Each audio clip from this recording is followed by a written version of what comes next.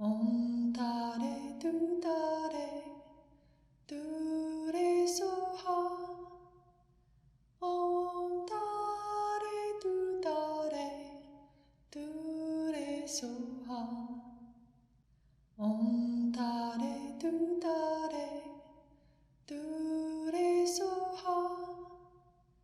Om Tare Tu Tare. All right. Well, good to be back with all of you, those of you physically present, those of you online. Tonight's teaching, we are still dabbling in the realm of the history and origins of these Buddhist teachings. And in the text, there was quite an elaboration on the authenticity of the Mahayana and the Vajrayana teachings, and a lot of detail in explaining the different views and perspectives, and then His Holiness the 14th Dalai Lama giving his opinion and thoughts, as well as at the end, Thubten Chodron sharing her thoughts on that. We could probably spend a month or two breaking down all those points, and so I think a good use of time is to draw the essence of what was being shared and really get to the section on the 4 authenticities.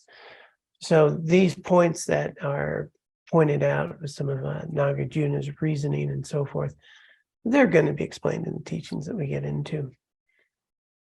The main emphasis here with the Lamrim Chenmo, or stages of the path of enlightenment and so forth, any Buddhist teaching, certainly in Tibetan tradition, is going to spend quite a bit of time on establishing some faith in the teachings, the teacher, the authenticity of them. So it's not something to brush aside. I mean, why would we spend any time putting time and energy into this if we didn't think it might be helpful, right? So right at the start, there's an opportunity to explore and see,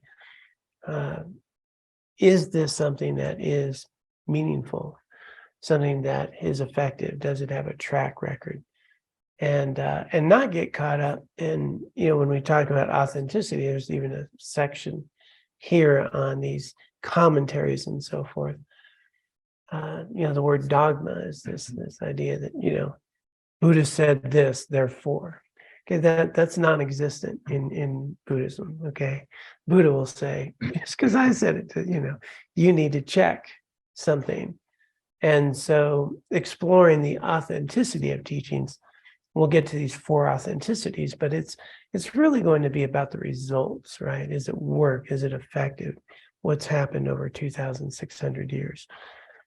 What's an authentic teacher? What would be an authentic teaching? And explore what that might mean to us. So I think that'd be a good place to get to. But before I just dive in there, I do always like to check in before we get started and see if there's any questions regarding practice or anything that's been coming up that you might want to ask before we dive into this particular topic. I'll pause momentarily.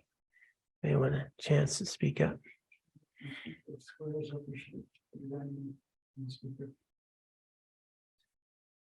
Yeah, one sec.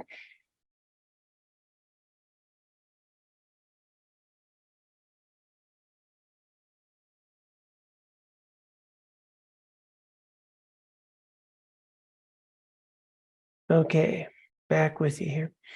So let me just give the very short version of the evolution of these teachings.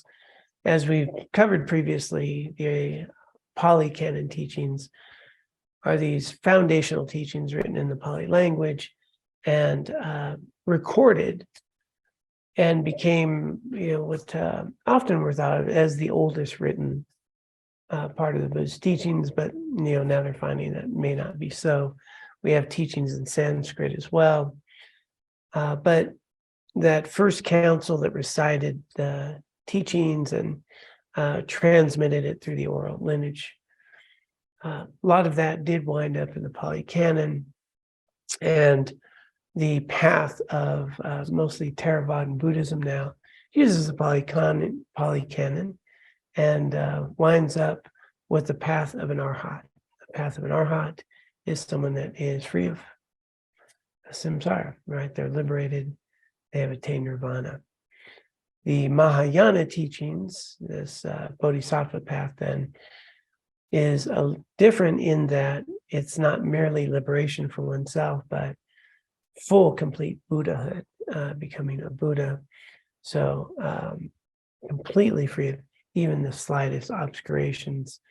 And a Bodhisattva path is one which is focused on attaining enlightenment, full enlightenment, not merely for oneself, but so that you can be of ultimate benefit to all beings. So the motivation is to really free all beings of suffering. That is the driving force of bodhicitta, the great compassion of Bodhisattva path.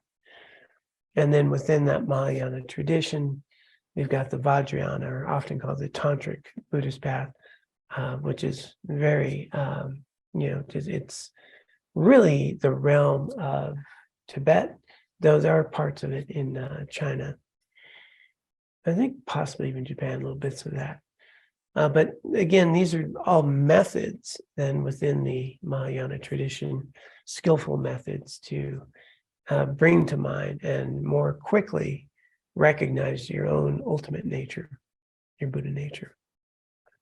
So having said all that, and we talked about it last week, is it's not to say one's better than the other, one's right and one's wrong, that the Buddha taught many different teachings and really tried to address the mind streams of the people he was talking to. And different people, different things resonate, and you don't even need Buddhism to have Dharma, and teachings can be found in, throughout history and throughout wisdom traditions, great teachers, great adepts. And if we remember one thing, ultimately, the Dharma is about truth. What's the truth? So truth can come at us in many different, even religious teachings and different traditions and so forth, non-Buddhists and so forth. Scientifically, we can find the truth as well. And so a lot of cognitive research that they've been doing, neuroscience, they're exploring the same things. They're even measuring the brains of meditators within the Buddhist traditions and so forth. So going to be different methods. Some people are going to feel a lot more confident if there's a machine hooked up to it. Some people are going to be much more confident recognizing the practitioner themselves and what their experience is. So all of this to say, when we explore things around authenticity of a path, it's probably going to be pretty relevant to see results, cause and effect, and understand that we're not implying that at any point this is the only path or this is the right path. And within all these lineages contain these teachings, which are asking us ultimately one thing, to discover, the true nature of oneself in your experience. And to do that as objectively as possible. What's the real cause of suffering? It's the real cause of happiness. And so that's a context for this. And then within the text, His Holiness, went through some of the criticisms of Mahayana Buddhism and then some of the evidence for it and so forth. And he brought up some points here by Nagarjuna, who is really the proponent that had found some of these texts and really brought them back into the realm of Buddhist teachings. They were taught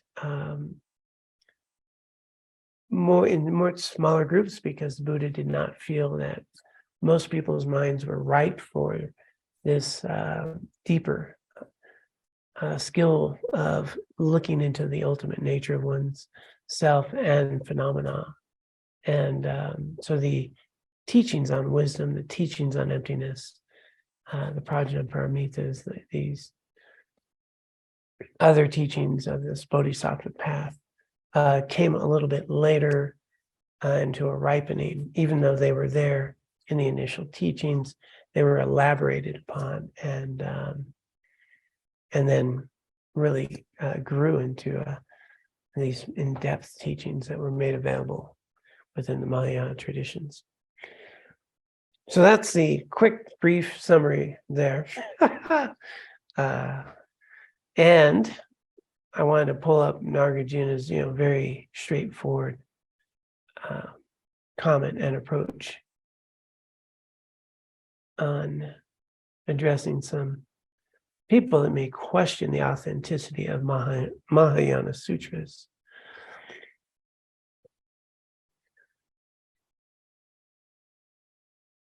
I'm going to back up one sentence here.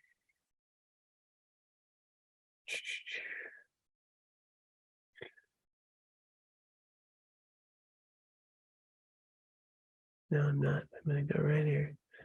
Nagarjuna wondered why people would doubt the authenticity of the Mahayana sutras.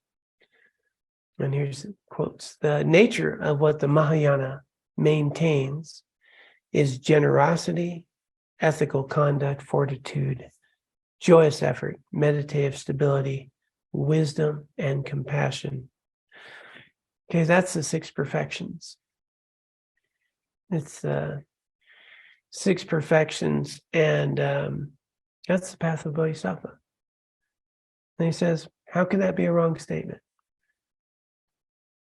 Generosity, ethics, patience, fortitude, joyous effort, meditation, wisdom.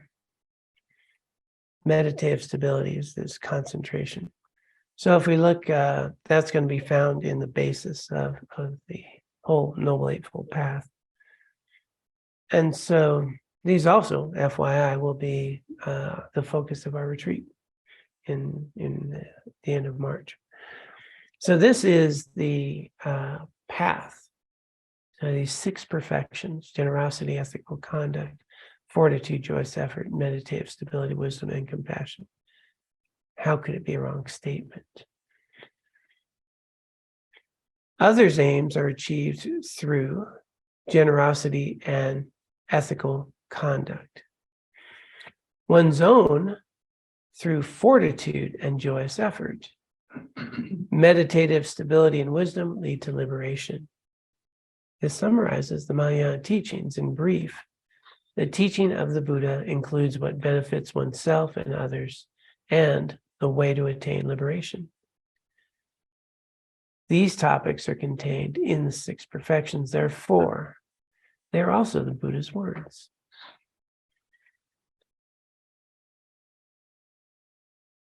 And then the sort of summary piece here within the explanation of Mahayana coming to fruition is that the 6 perfections are the central themes of the Mahayana path of the Bodhisattva.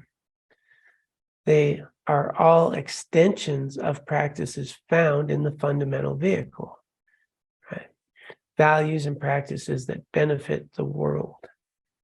Having explained these tops, clarity, enunciate, John.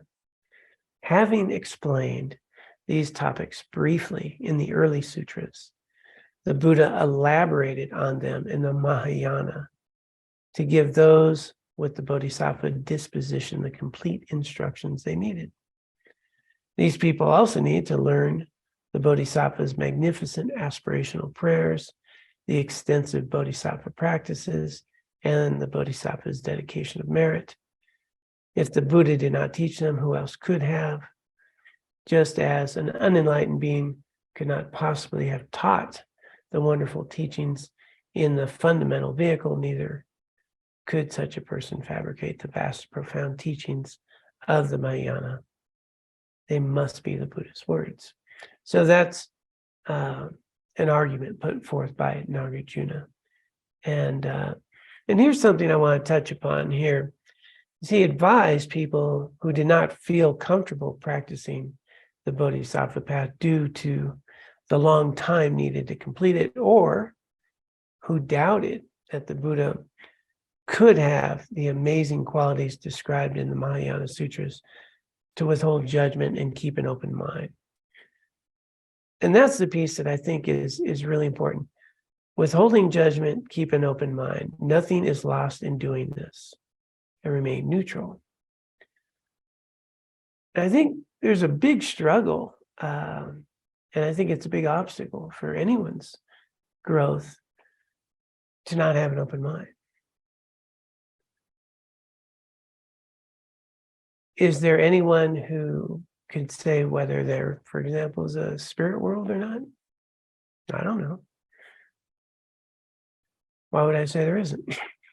I don't know. Would someone say, you know, our consciousness ends at the time the body dies? I don't know. Nobody knows. And there's no science there. I mean, some people would say they know because they've actually done practice beyond a single life. So they did say no, but is that true? We'd have to investigate. Why would we just judge that this is right or wrong if I have no evidence other than my mind with what I know right now, right? If I went back 30 years ago, when I was being trained as a counselor, I was taught, scientifically proven, that brain cells decay and that your brain basically deteriorates. Now that's not true at all. That brain, you know, the cells regenerate, that we have new neural pathways, that the brain structure and function changes, and, you know, and well, that's what we know now. Didn't know then, but that was fact then. This is now. If someone were to tell you 30 years ago that you'd have some little chip in a little thing here that could hold all that data and access to all these things across the world, and you could put in your pocket, pretty sure like I wouldn't have bought that. I mean, I'm still thinking Get Smart's shoe phone was pretty cool. And he had to take that off and dial. Artificial intelligence, come on. I mean, look at the world we're living in today, that there was no way that was, you know, something we could imagine, let alone what we know about our bodies and the neuroscience that we've been understanding now that we have some more tools and reference points. 3D printing? A printer makes a house? How's that going to work? Like things that we commonly can experience today, not that long ago, were just beyond, you know, the construct of the mind. So for me, not knowing something's okay. I don't need to say this is true or that's true. I'm quite comfortable saying I don't know. Let's explore this, you know. And so Nagarjuna is taking a point that says there's nothing lost if you just set it aside or keep an open mind. There is something lost if you close a door, right? And so I think that's a big inhibitor for people, you know, and you know, some people judge like a whole Christian faith based on a few Christians they know, you know, or a few priests they've had some experiences with. You know, I've had experiences with priests that are incredible and wonderful, and they're amazing, and they're meditators, and you know, I've had nuns, Catholic nuns, invite us to stay at their nunnery as Buddhist monks and give teachings in their church, right? Wouldn't have thought that'd be happening. I've had people who are complete atheists teach me how to live. You know, we can, with a closed, a non-discerning mind, slam a lot of doors, label a lot of things, and count ourselves out of a lot of teachers and teachings from people simply because we stick a label on them, or we think that can't be true or that. Instead of saying, well, at this point in my life, I really don't see how that could be true. That's pretty valid.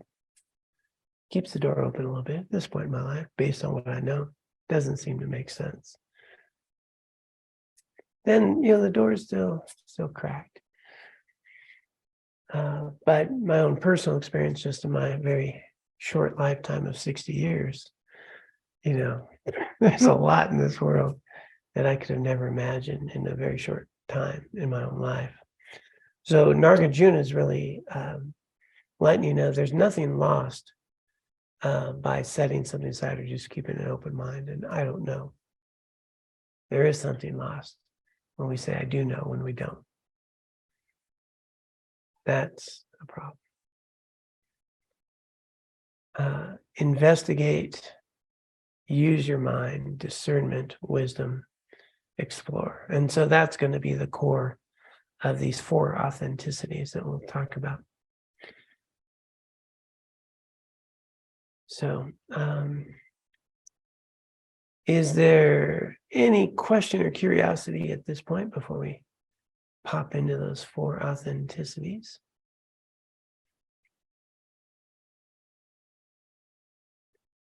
And, okay. Yeah, are there still Buddhists that practice in the Theravada tradition? Well, yeah, it's very common, it's widespread. So Theravadan tradition is all through Burma, Thailand, Vietnam, Sri Lanka. It's rich. There's lots of those centers here in the United States, a lot of Western monks and nuns in the Theravadan tradition. Yeah, very rich tradition. I mentioned Bhikkhu Bodhi, who posted a video of him kind of explain these 2 vehicles from his perspective. He's a Theravadan monk, a scholar. Yeah, very rich tradition. Thai forest monks, and that's a very, very rich traditions there. Okay. So let me pop up the text on these 4 authenticities. I have to hit the share button here. For those of you on a podcast later, sorry you won't see it, but I'll try to bring it to mind as clearly as possible. So the Lamdre, the path and result teaching of the Sakya tradition, speaks of 4 authentic factors that help us to have confidence in the Buddhist teachings and develop in the Dharma. So again, these are Buddhist teachings, they're from a Buddhist center. They would like to know that they're practicing authentic Buddhist teachings. Authentic sutras of the Buddha, that would be 1. Authentic commentaries, that would be 2. Authentic teachers, that would be 3. And authentic experience. So these are these 4 authenticities. In terms of historical evolution, authentic sutras taught by the Buddha came into being first based on these many authentic commentaries, treatises written by Nagarjuna and other great sages who explain the final thought of the Buddha were composed. So we've got the teachings, we've got the commentaries. Based upon studying these authentic commentaries, authentic teachers who have realized the themes presented in the authentic commentaries have come into being. So some people practice this, put it into place, had realization, they became authentic teachers. On the basis of the teachings given by authentic teachers, authentic spiritual realizations or experiences grow in the hearts of practitioners. Okay, so you can see the linear, teachings, commentaries, teachers, and then these experiences that we get from that. But in terms of developing a sense of conviction in these 4 authentic factors, the sequence is reversed. We begin with our own experience, and from there infer the authenticity of the teachers. So when we enter into a path to find whether something's authentic or not, well, we have to check our experience. And it's not, again, the dogma says, well, it's written here, there, it's true. No. Let's start with what's my experience, what's my life tell me, what have I learned, what has been a struggle for me, what has brought me some peace and joy. And so I really need to depend a lot on my own experience and my testing of what's being taught. if I take a teaching and I engage in, that skill, what's the result? So it's really going to be on me. So it starts really there. So we begin with our own experience, and from there infer the authenticity of the teachers. So many of us have probably listened to different teachers over time. And some of those teachers might have been better for us than others. And I also, find it very important that that we don't discount teachings that maybe don't work for us anymore. For me, when I was earlier in my spiritual path, I had some teachers and received some teachings that were very helpful for me back then. They're absolutely not what I would practice today, nor would I encourage anyone to do that. But it got me here, right? They were my teacher. They got me to the next question, and ultimately found some things that didn't work for me, which led me to some things that do. And so I value those teachers in my life just the same as I would value teachers now, even though those practices, are not something that I would propagate in my own life today. And so we can get our little spiritual pride going, oh man, they're kind of woo-woo, as if I'm not, and so-and-so. And then here we are closing doors, here we are labeling people, here we are not recognizing that different people need different things. And different people have different practices that help them. And so some of those things in my own path have helped me find, it helped me, but ultimately I see where that's not going where I would like to go. And so where's a teacher that I feel has that full, complete capacity and embodies the teachings that will benefit myself and others. And we're going to get a lot of that through trial and error. Some teachers are, as they often point out, very charismatic. And then, we can read all the headlines about all the controversy and, things that have happened. So very important to, first off, is this practical? Is it working in my life? And is it really alleviating my misperceptions and suffering? Is it helping me be a better human being to start with, let alone maybe something else later? But, can I be a better partner, better parent? Can I have a little more joy, a little more resiliency in my life? And so if that's happening in our experience, then we might say, well, this teachers, knows how to teach me and others, and there's some authenticity there. And then, as we establish, in my case, within the Tibetan tradition, my teacher, Geshe Gelsen, I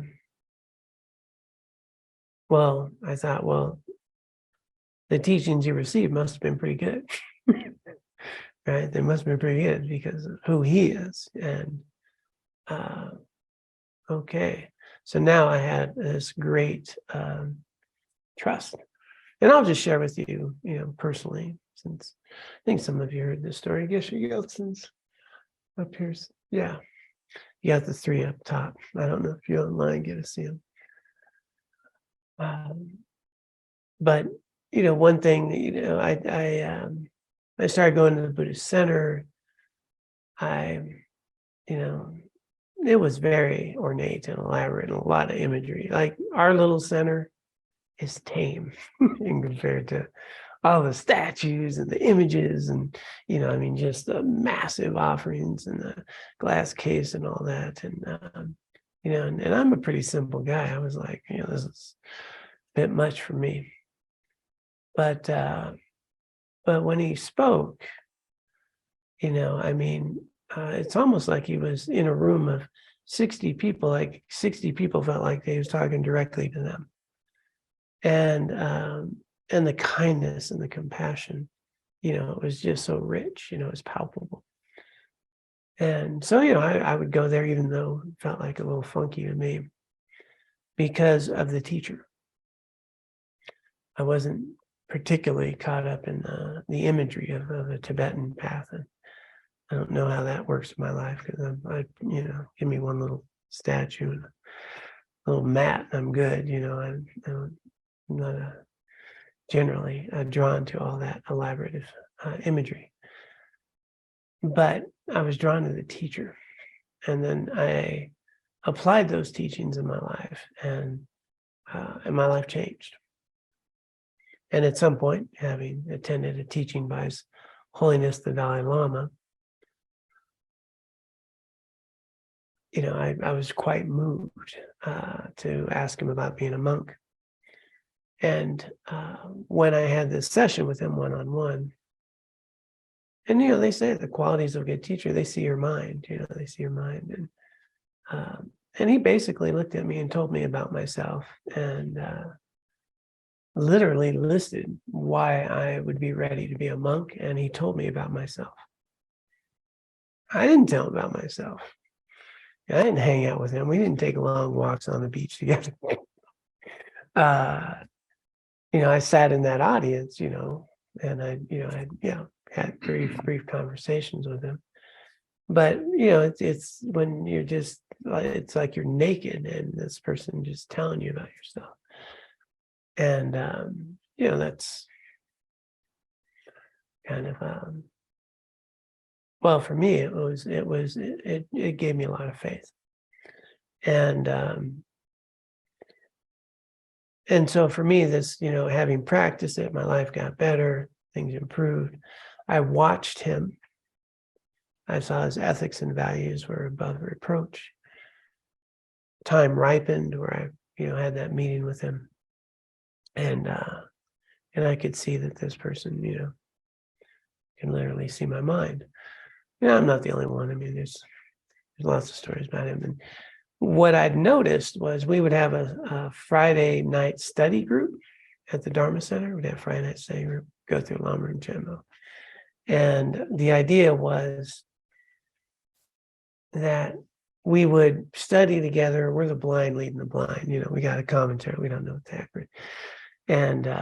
But we would write down the questions that we might have for him, and then one of us would go sit with him and ask him to clarify these points.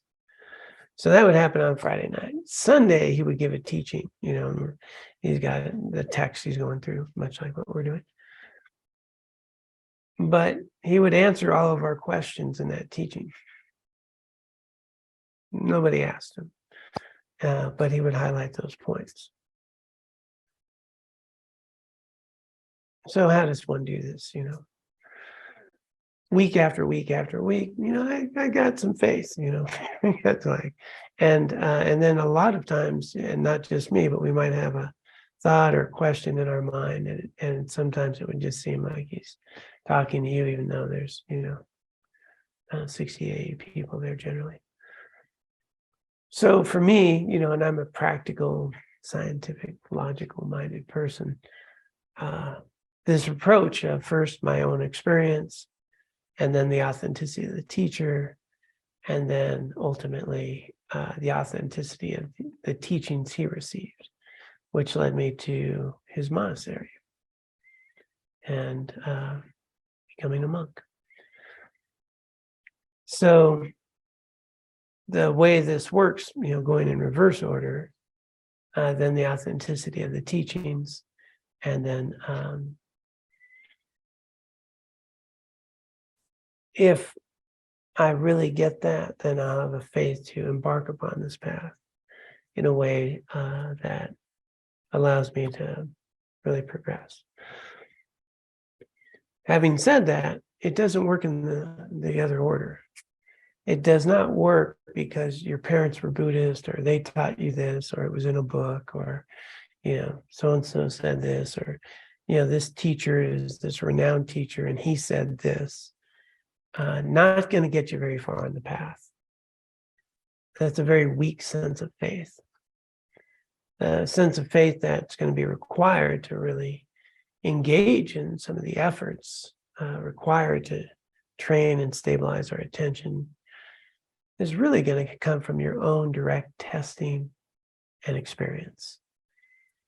And so it's going to require questioning, analyzing, challenging the teachings as they arise, and putting them into practice. As I put them into practice, and things can ripen or not, right? So we're going to test. Then there's this faith, that we can cultivate that's based not on an idea or what somebody told me, but a real sense of direct experience. And so these authenticities, when we look at it, need to come in this other order if it's going to have, the type and the degree of faith that will have us put out a little extra effort, put out a little outside of our comfort zone. That will allow us to fully engage in this path. So I think it's really important to start where we're at and not take on a belief of something that doesn't seem to make sense to us. Doesn't make sense to us? I don't know about that. Let's see what does make sense to us. Is being generous helpful? Is having good ethics, does that make a difference in your life? Patience, is that an antidote to anger? This joyful effort, transforming what we might call effort into recognizing the value of what I'm doing, is that helpful? What about a mind that's stable and present? I can keep my mind here because that's what I'm focused on, or a distracted mind. Compassion, wisdom, are these things that will help ease suffering?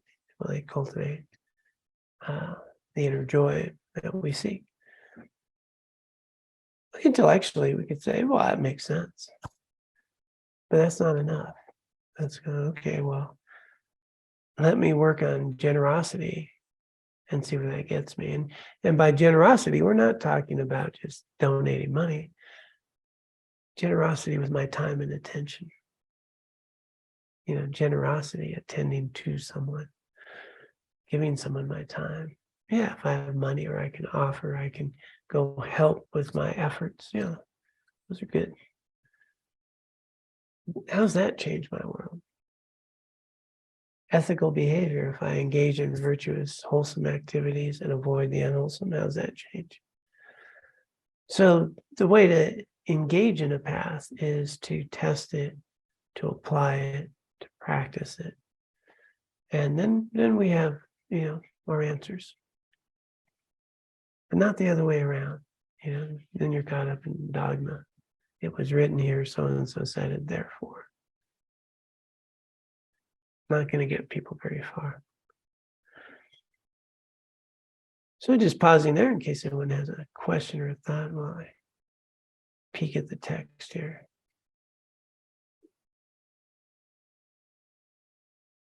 Okay.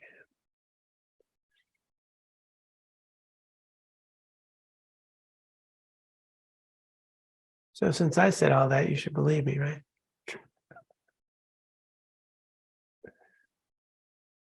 These are the things that go on in my mind. I humor myself. It's quite scary for Laura.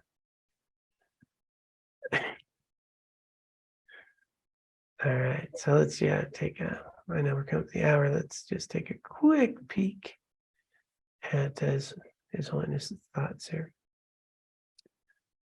Oh, keep clicking on the wrong button here. Share screen.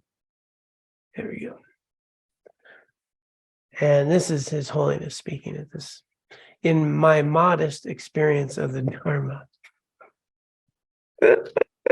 Dalai Lama doesn't have much experience, just a little bit, which has been valuable in my life and brought me peace of mind, occurred due to hearing teachings from my teachers and in some cases while studying commentaries such as those of Nagarjuna and Asanga.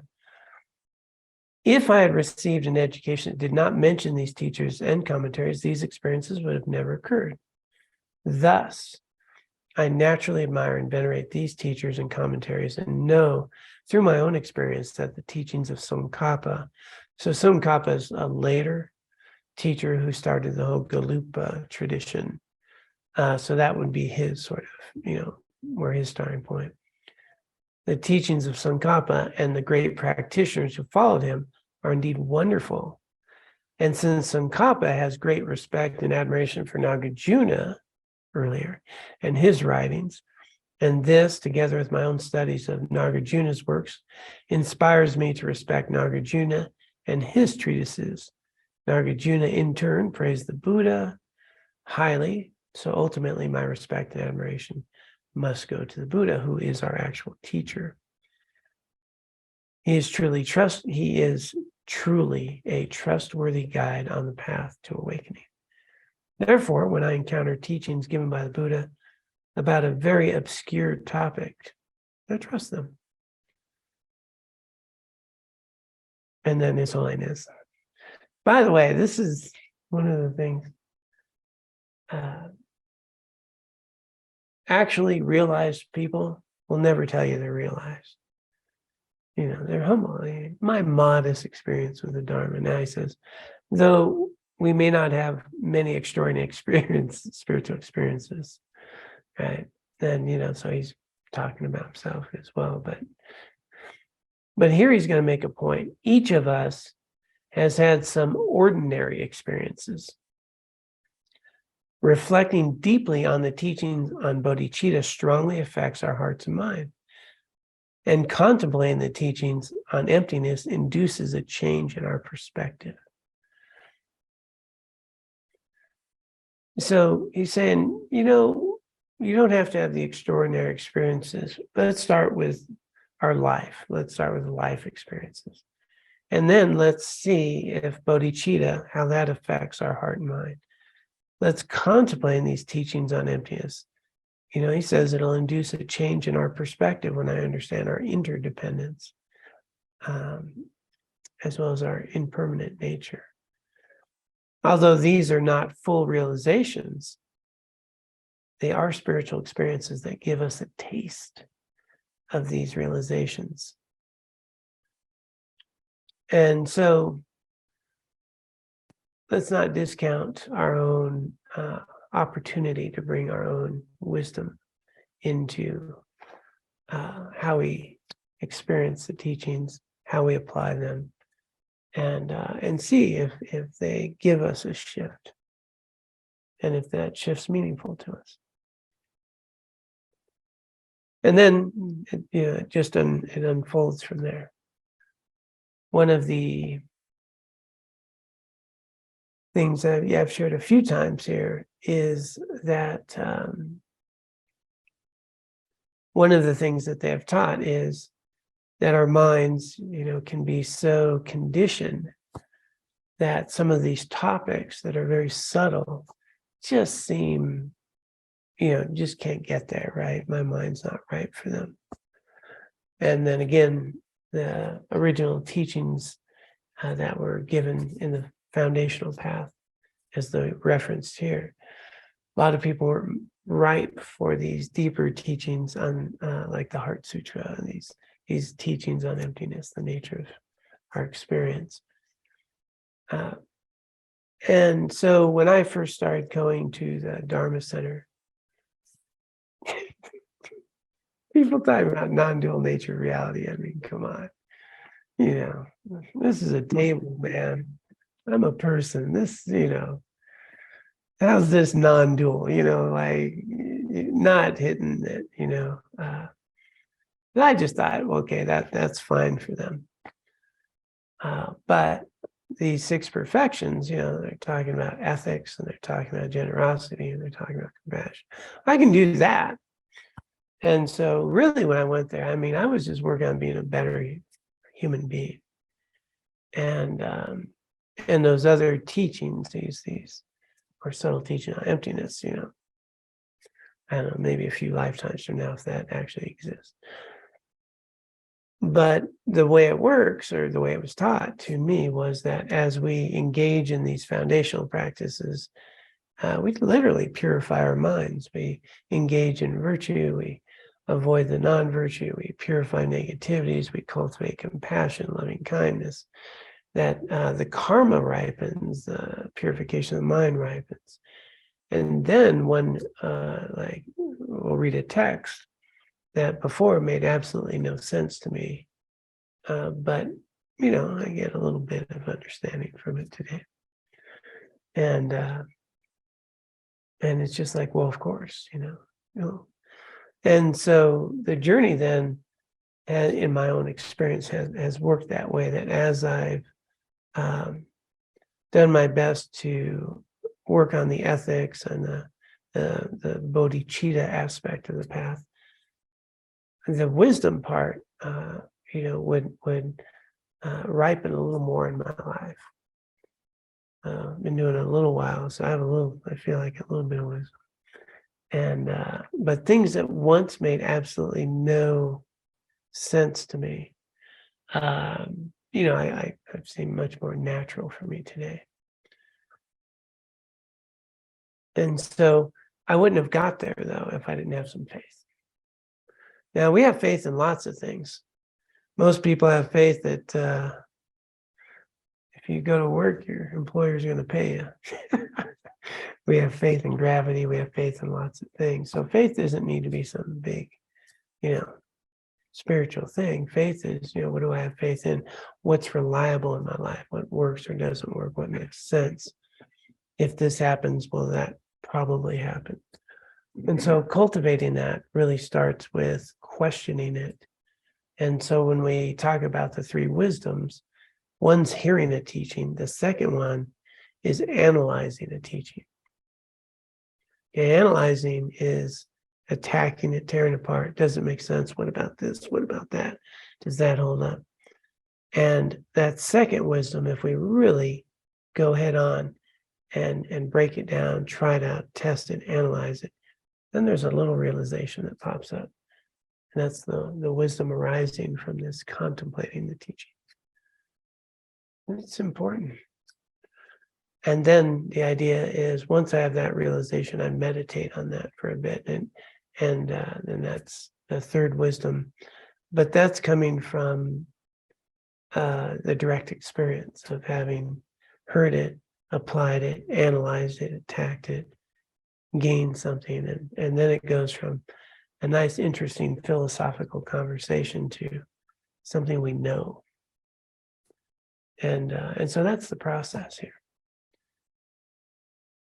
Again, just, the summary is that they spend a lot of time bringing all this up so that that we approach the teachings. We have a Western mind, and there's a lot of good from a Western mind. There's a lot of barriers, but I think we actually have a capacity to get to emptiness in ways that in this culture, the earlier culture in Tibet, was not available.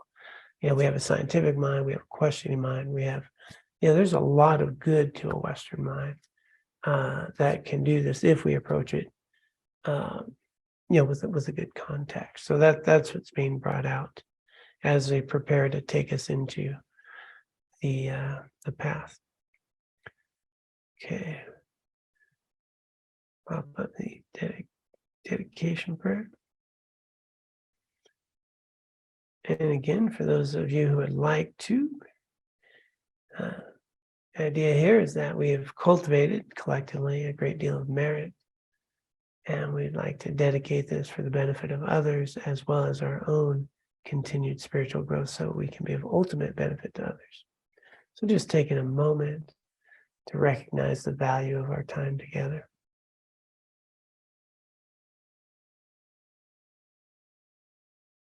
Let us dedicate. By this merit, may I soon attain the enlightened state of Guru Buddha, that I may be able to liberate all sentient beings from their sufferings. May the precious Bodhi mind not yet born arise and grow. May that born have no decline, but increase forevermore. Om Tare Tu Tare Dure soha.